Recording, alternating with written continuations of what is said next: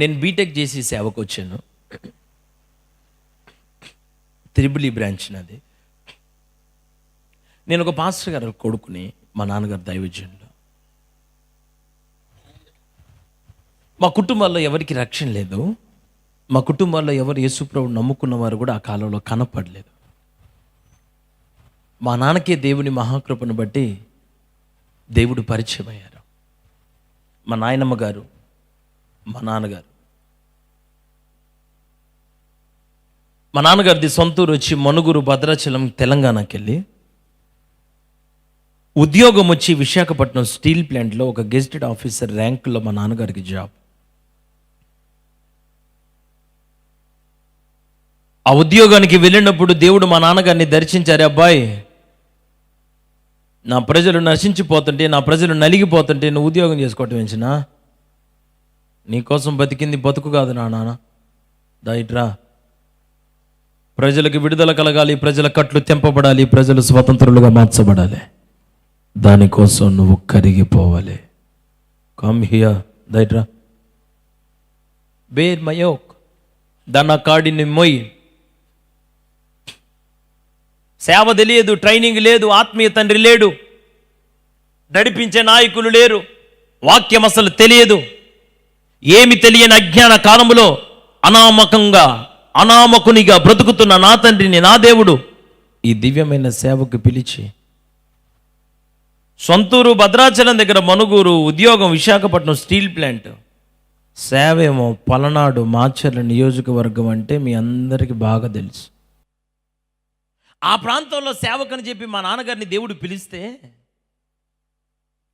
పిలిచిన ఆ దేవునితో మా నాన్నగారు సహవాసం చేయటానికి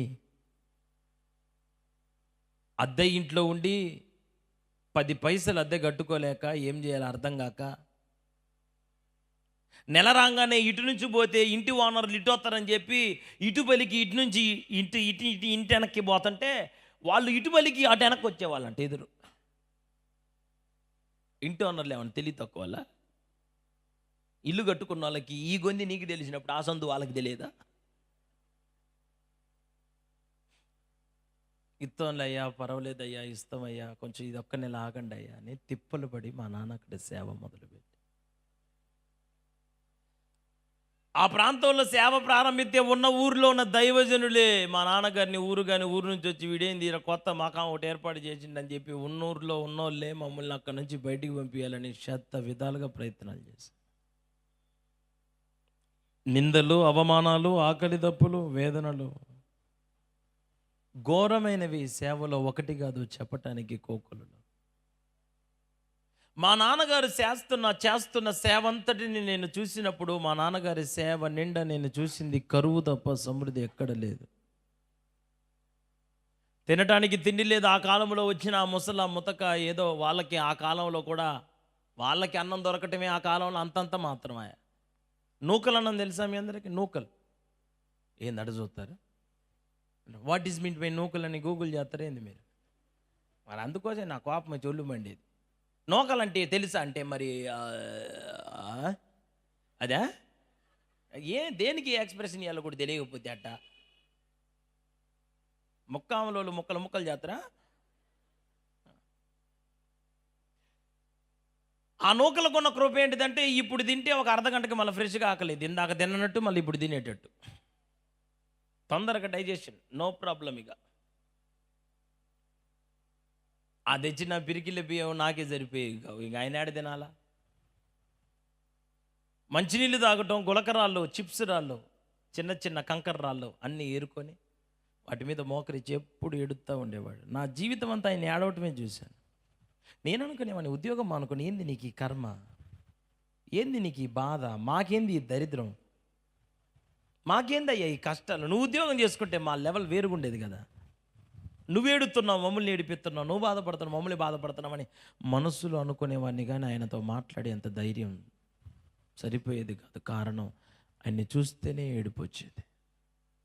ఒక్క మాట కూడా మాట్లాడలేకపోయేవాడిని మా నాన్నగారితో.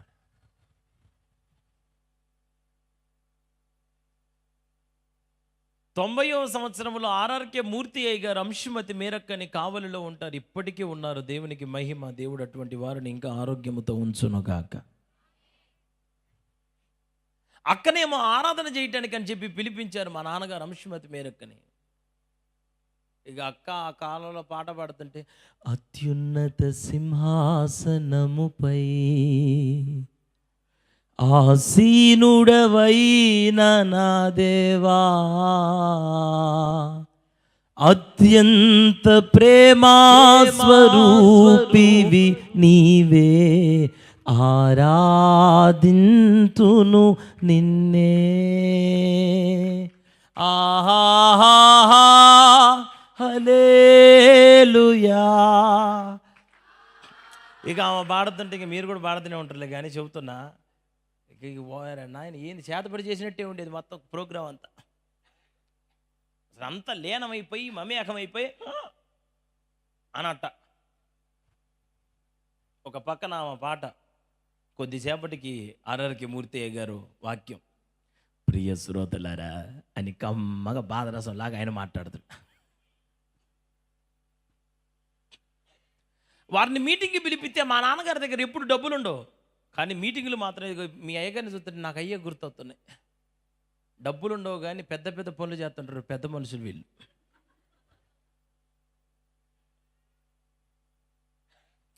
కానీ మహిమకరమైన దేవుడు ఎప్పటికప్పుడు ఆ అవసరతను ఆ సమయానికి సమృద్ధిగా తీర్చి ఆయన నామానికి మహిమ తెచ్చుకుంటాడు. అంతే.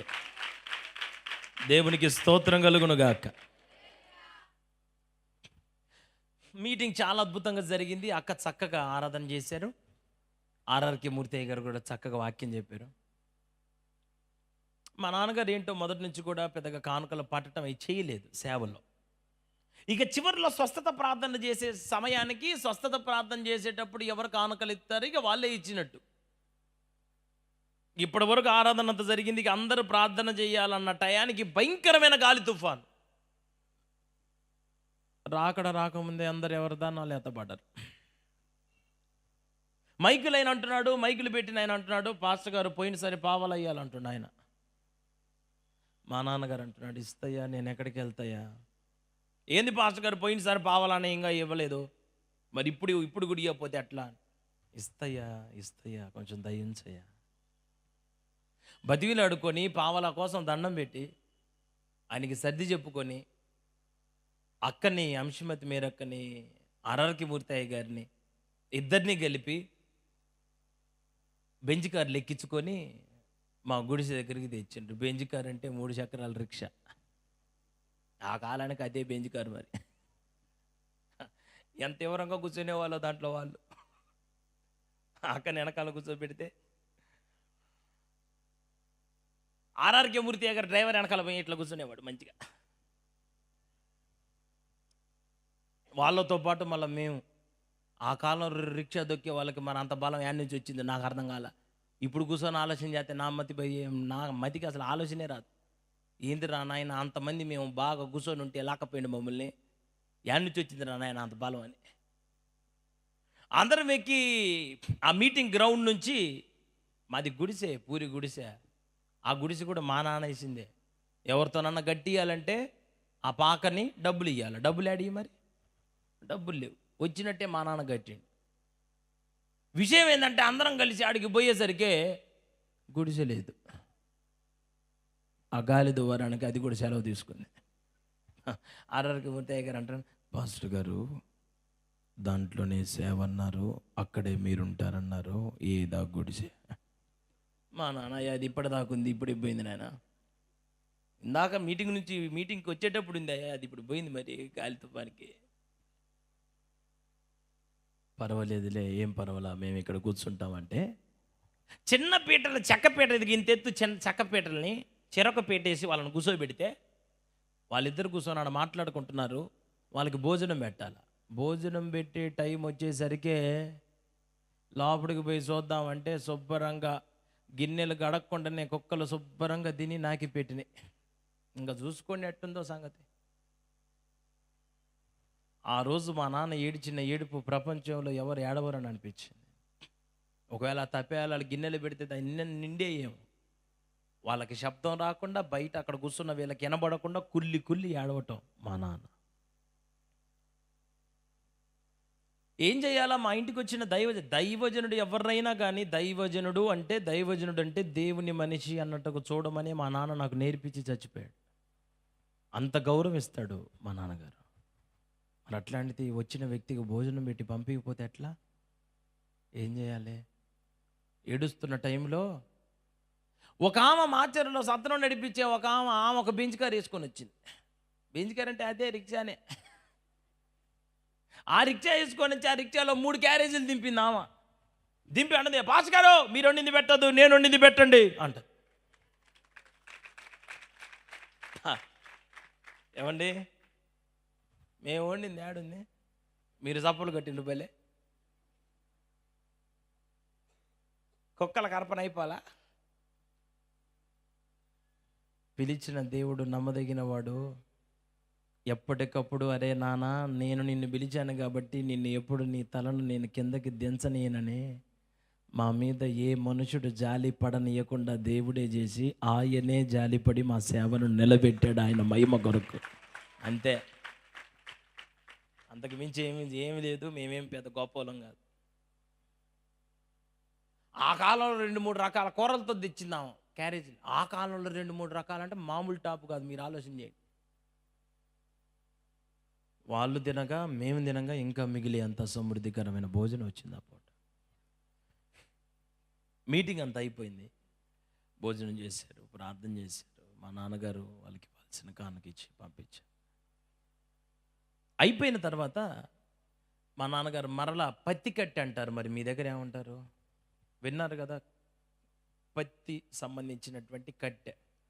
వాటన్నిటిని తీసిన తర్వాత పక్కన పడేస్తారు. ఆ పత్తి కట్టెని తీసుకొని ఆ పత్తి కట్టెని మరలా మా గుడిసెని కప్పుకోవటం కోసం అని చెప్పి దాని మీద వేశారు. మా నాన్న కష్టపడి బాగా ఈసారి కట్టుదిట్టంగా పోయినసారి జరిగిన నష్టం జరగకూడదని బాగా బలంగా కట్టాడు. కట్టి సాయంత్రం మీటింగ్కి పోయా. సాయంత్రం మీటింగ్కి పోతే మరి ఎవరో నాకు అర్థం కాలేదు, ఇప్పటికీ తెలియలేదు. నేను మా అమ్మగారు లోపటుంటే బయట బేడం పెట్టి బయట గడి పెట్టి తలుపుకి మా గుడిసెకి నిప్పు అంటించారు. ఆ విజయవాడ దగ్గరలో ఎవరో ఒక పాస్టర్ గారిది షార్ట్ సర్క్యూట్ అయ్యి మందిరం కొంచెం కాలిపోయిందంటే లక్షల రూపాయలు డొనేట్ చేస్తున్నారంట. ఆ విషయం విన్నప్పుడు నేను చాలా ఏడ్చాను. ఎందుకంటే ఆయనకి డబ్బులు ఇచ్చారని నేను ఏడవల.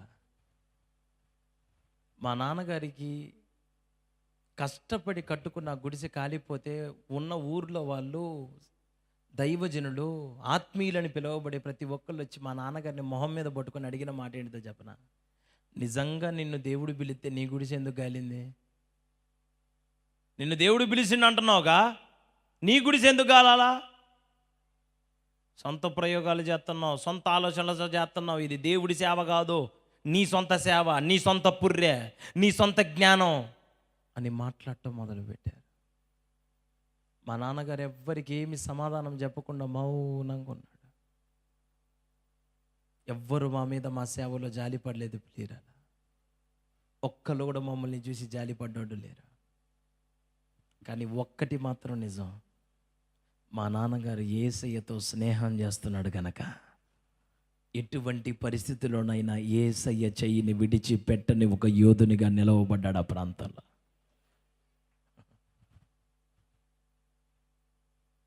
సంకలో షర్ట్ జినిగిపోతే మా నాన్న సేవలో సంకలో షర్ట్ జినిగిపోయింది. సింగపూర్ పైన చెప్పిన, మలేషియా పైన చెప్పిన, బహ్రెయిన్ పైన, నేను చాలా దేశాలు, శ్రీలంక పైన, ఈ దేశాలు ఎన్ని ప్రాంతాలు పోయినా నాకు సిగ్గుపడే పనే లేదు. ఉన్న వాస్తవం అందరికీ తెలియాలా. సంకలో మా నాన్నగారికి షర్ట్ జినిగిపోతే కుట్టుకోవటానికి సూది దారం లేక పురికోస తెలుసా మీకు? దాన్ని మరి మీరేమంటారు? పురికోసగా వీటి కడతా ఉంటారు కదా, అదేగా. ఆ పురికోస కట్టుకొని మా నాన్న సేవ చేసి, పేరగాని చెప్పులు తెగిపోతే పిన్నిసి పెట్టుకొని మా నాన్న సేవ చేసి,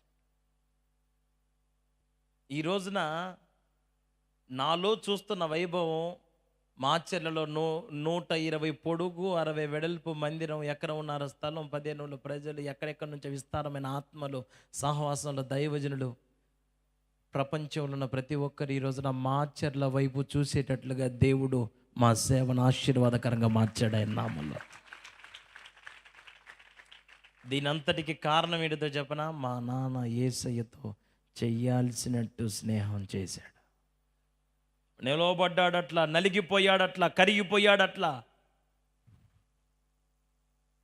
ఏ పూట భోజనం చేయని మా తండ్రికి ఒక రోజున క్రిస్మస్ వచ్చింది. ఆ రోజున ఎవరో భోజనం తీసుకొని వచ్చారు. ఆ భోజనం తీసుకొని వచ్చినటువంటి సందర్భంలో మీరందరూ జాగ్రత్తగా వినాలి ఈ మాట. ఆ పూట వాళ్ళ క్యారేజ్ తీసుకొని వస్తే పలావును చికెన్. పలావు చికెన్ అంటే ఇక మీకు తెలియాలి ఆ కాలం సంగతి. ఎంత సంతోషంగా సంబరంగా తింటున్నాం కూర్చొని. మా నాన్నగారు, నేను, అమ్మ, మేమందరం వరుసగా ఇట్లా కూర్చొని భోజనం వడ్డించుకున్నాం. మా అమ్మగారు వడ్డించారు. ఇక తినాలి. తినే టయానికి మా నాన్నగారు అన్నారు, ప్రార్థన చేయి నాన్న. భోజనానికి ప్రార్థన చేస్తాం. కళ్ళు తెరిచేసరికి ఎవరో మరి ఇప్పటికీ తెలియలేదు, బయట నుండి కవర్లో బాత్రూమ్ కూర్చొని ఆ పెంటని బయట నుంచి ఇసిరేస్తే మా గుడిసెలో నుంచి వచ్చి మా నాన్నగారి ప్లేట్లో పడితే మా నాన్నగారు ఆ పెంటని పక్కకి నెట్టుకొని మా నాన్న భోజనం చేశాడు. ఈ రోజున మా సహవాసంలో కొన్ని వందలు వేల మంది భోంచేసేటట్టు నా గుడారాన్ని ఈ రోజున నా దేవుడు ఆశీర్వదించాడు. నేను ఇట్లా మీకు ఇవన్నీ చెప్పుకుంటూ పోతే ఇవే మీకు ఈ పూట సరిపోతాయి కనుక నేను ఇంతటితో ఈ మాటలను చాలించి మరలా నేను విషయం దగ్గరికి రావాలి. మా నాన్న యేసయ్యతో స్నేహం చేయాలనుకున్నాడు, చేశాడు. యేసయ్యతో కలిసి ఆకలితో సేవ ప్రారంభించాడు, ఆకలితోనే సేవ ముగించాడు. పేగులన్నీ ఎండిపోయి తిండి లేక, తిన్నామన్న టైంలోనేమో తిండి దొరకలేదు, తిండి దొరికిందన్న టైంకి ఏమో శరీరం సహకరించలేదు. షుగర్లు, బీపీలు, గీపీలు అన్నీ పెరిగాయి. తిందామన్న టైంకి ఏమో అన్నంలే, అన్నం ఉందన్న టైంకి ఏమో ఒళ్ళు ఒప్పుకోలే. తొందరగా మా నాన్నగారు చనిపోయారు. నాకు మా నాన్నగారు లేరు. భూమి మీద ఇప్పుడు ఒక్కనే ఒంటరిగా బతుకుతున్నాను. నాకు కుటుంబం, ఒక భార్య, 2 పిల్లలు. కానీ నా కోసం ప్రాణము కూడా పెట్టగలిగినంత సమర్పణతో నింపబడిన సంఘాన్ని దేవుడు నాకు అనుగ్రహించాడు. నా కోసం ఎప్పుడు ప్రార్థన చేస్తారు, ఉపవాసాలు ఉంటారు. ఈరోజు నా సేవని దేదీప్యమానంగా దేవుడు దీవెనకరంగా కొనసాగింపజేస్తున్నాడు ఆయన నామములో. నాకు కొరత ఉండి, అవసరం ఉండి, డబ్బు లేకనో ఇబ్బందిగా మార్చబడి నేను ఇక్కడికి రాలేదు. నా సంఘం బాగుపడినట్లే మీరు కూడా బాగుపడాలన్న ఉద్దేశంతో ఇక్కడికి వచ్చి నిలబడ్డాను. నా బిడ్డలతో మాట్లాడినట్లుగానే మీతోని మాట్లాడటానికి ఈ పూట ఇష్టపడుతున్నాను. మీరు నిజంగా యేసయ్యతో స్నేహము చేయాల్సినట్టుగా చేయగలిగితే నా దేవుడు ఆయనలో ఉన్న ఔన్నత్యాన్ని మీ జీవితంలో కనపరచాలని పూట కోరుకుంటున్నాడు ఆయన నామములో. బిగ్గరగా హల్లెలూయా అని చెప్పండి. కాస్త ఉజ్జీవంగా చెబుదాం అందరం.